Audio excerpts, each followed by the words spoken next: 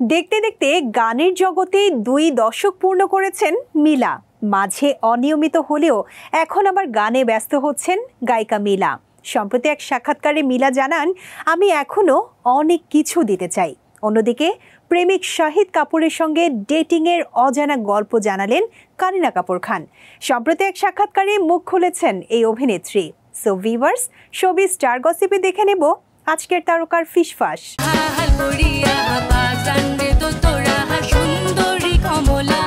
একসময় জনপ্রিয় গায়িকা মিলা ইসলাম হঠাৎ করে নানা জটিলতায় গেল কয়েক বছরে গানে অনিয়মিত হয়ে পড়েন তিনি।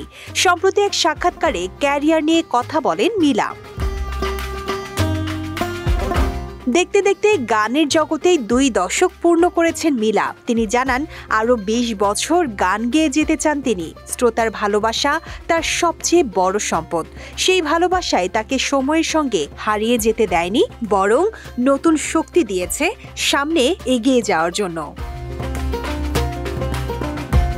বলিউডে একসময় তুমুল হিট জুটি ছিলেন কারিনা কাপুর ও শাহিদ কাপুর। অনস্ক্রিন ও অফস্ক্রিন উভয় ক্ষেত্রেই তাদের রসায়ন ভক্তদের খুব ভালো লেগেছিল।